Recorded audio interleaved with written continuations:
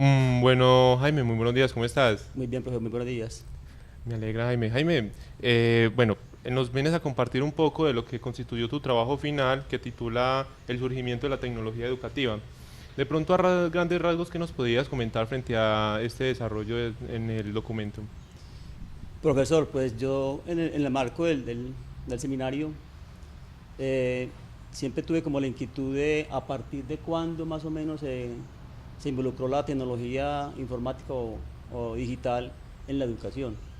Entonces, consultando algunos videos en internet, particularmente el del profesor Manuel Area, un profesor de la Universidad de La Laguna en España, él tiene, digamos que una versión de esa historia, pero hay otras versiones. La de él hace mucho énfasis en la tecnología y otras hacen énfasis ya más en la parte política. Entonces, digamos que a partir de esa inquietud pues, de conocer esa historia fue que tomé la idea de hacer digamos, el surgimiento de la tecnología y más particularmente el caso de la tecnología educativa. Qué interesante, Jaime, y en especial cuando mencionas ese asunto de lo político, porque muchas veces somos usuarios asiduos de la tecnología, pero no somos conscientes de todo eso que tiene detrás ahí unos poderes hegemónicos. En ese sentido, me gustaría preguntarte cómo y por qué el uso de la tecnología educativa contribuye al control político, económico e ideológico también que se puede evidenciar ahí.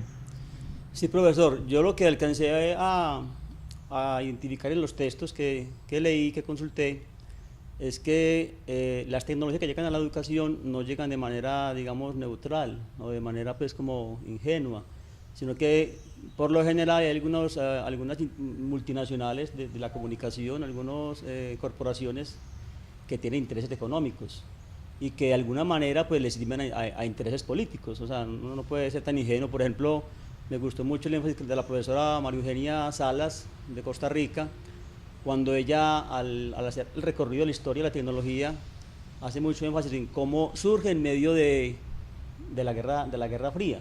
O sea, hay una disputa entre Estados Unidos y la Unión Soviética por allá en los años 50 y ella, digamos, en contraste con lo que hace el profesor Manuel Área, que se fija mucho en la parte tecnológica, hace un recuento de los diferentes dispositivos y de cómo se han ido desarrollando, ella hace mucho énfasis en el entorno político, o sea, dando cuenta de que esas tecnologías no se hacen de manera gratuita, o digamos, como decía ahorita, sin ningún interés.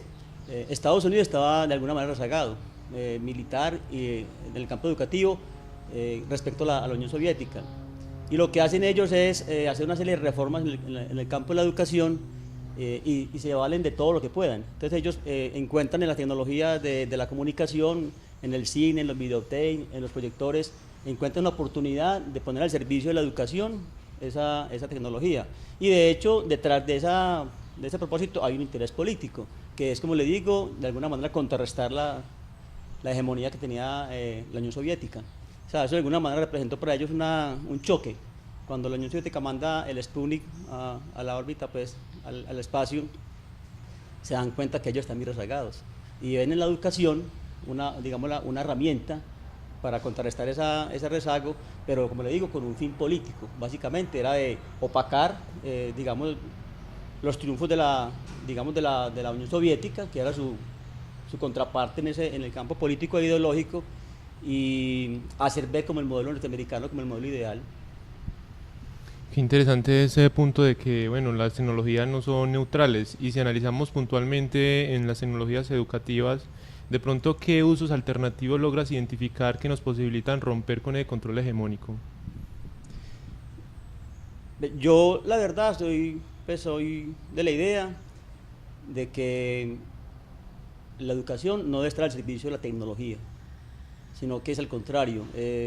Yo soy muy amigo de los software libres y de una serie de organismos internacionales digamos que promueven el uso de la tecnología, pero de manera gratuita, que no tienen detrás un interés económico, porque donde hay interés económico sabemos pues que todo está mediatizado, que se trata de obtener lucro, ¿cierto? Que se forma con ese propósito y de perpetuar ese sistema.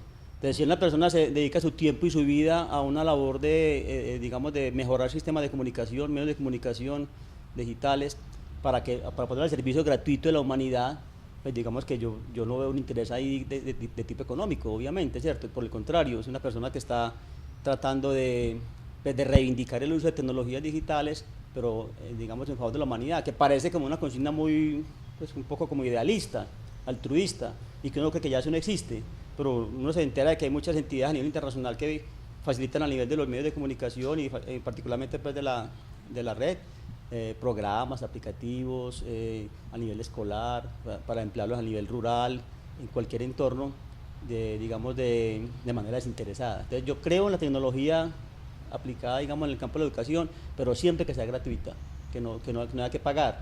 Donde hay que pagar, pues ya vos le servís al interés del que se está lucrando de esa tecnología. Concuerdo, Jaime, con lo que mencionas, que es un campo de muchas tensiones políticas, económicas, ideológicas, y que bueno, hay que empezar a establecer como una posición frente a esa situación hegemónica, y de pronto el software libre y demás pueden ser una alternativa muy interesante. Pero de pronto ya yéndonos un poco al contexto de la educación matemática, ¿qué aportes pueden encontrar las personas que se acerquen a tu documento, que se encuentra junto al lado de este video, que puedan ser como más significativos en el contexto de la educación matemática? Profe, pues la verdad es que pues me corcho un poquito porque yo le di un enfoque al trabajo, pero sí, un poquito más desde el punto de vista de la educación en general. Yo sí hago pues, referencia a que indudablemente como la matemática es, digamos, es una parte pues, de la ciencia, pues así como se puede aplicar en cualquier otra área, pues, se puede aplicar en la matemática. O sea, el software libre y digamos que sabemos de la existencia de muchos aplicativos en el área de la matemática. Pues, yo insisto, profesor, siempre y cuando sean gratuitos, nosotros debemos como de alguna manera abrazarlos pues, y hacer uso de ellos permanentemente. Y a donde haya un interés económico, la universidad en particular o la academia, pues debería como poner, digamos, plantar una posición y no hacer el juego pues, a ese tipo de negocios. Y para finalizar, me gustaría de pronto que nos contaras un poco, bueno, mencionas que es muy importante el software libre y demás, pero ¿qué estrategias a modo personal te han favorecido para encontrar cuál es el software libre adecuado para llevar a mi contexto en tu exploración? Pues supongo que geometría dinámica, hojas de cálculo y demás. ¿Qué estrategias o qué elementos tienes en cuenta cuando estás acercándote a un recurso y que te han posibilitado encontrar, bueno, es que este es libre, este tiene ciertas condiciones que los otros no tienen y es importante por X o Y motivo? Bueno, cuando yo voy a la red, pues lo primero que yo hago es buscar material en español, en la lengua nuestra. Ahí hay como ya un criterio, ¿cierto? O sea, cuando ya el software viene en la lengua nuestra, pues ya uno encuentra como cierta cercanía, ¿cierto? Porque o es hecho por un hispanoparlante, o es hecho por una multinacional o por una persona pues, del extranjero, pero que se tomó la molestia de ofrecerlo en el lenguaje nuestro. A veces soy un poquito prevenido con el que exige inscribirse a la página, ¿cierto? Al recurso. La mayoría, así sean gratuitos, pues digamos que piden que uno se inscriba a esa página, y yo encuentro también eso como un mecanismo de alguna manera, pues obvio que ellos tienen que tener una estadística, ¿cierto? Cuánta gente se inscribe, dónde lo hacen, quién es estudiante, es docente, es investigador. Esa información es necesaria. Pero vuelvo y le digo, por ejemplo, quien tiene un interés económico, así como en las redes sociales, por ejemplo, que existen esos mecanismos donde a la gente ya saben qué ofrecerle, ¿cierto? Porque los conocen muy bien. Parece que estas corporaciones tienen la capacidad de, mediante mecanismos estadísticos, de saber qué le gusta a la persona y qué le ofrecen. Y mira que de por medio hay un interés económico. Ellos no lo hacen por otro interés, sino exclusivamente por el interés económico, porque esta información inclusive se comercializa. Entonces, pero como te digo, exactamente en el campo de la matemática, pues yo he ensayado una buena cantidad pues, de dispositivos o de software libre, de algunas, por ejemplo, entidades a nivel del Ministerio de Educación, por ejemplo, o de otros ministerios aquí a nivel latinoamericano. Tienen repositorios donde hay mucha información que a nosotros nos puede ser muy útil como docentes, y que el estudiante, el mismo estudiante inclusive tiene acceso libre a esa información sin necesidad que por medio de un docente lo esté de alguna manera como se lo esté como insinuando.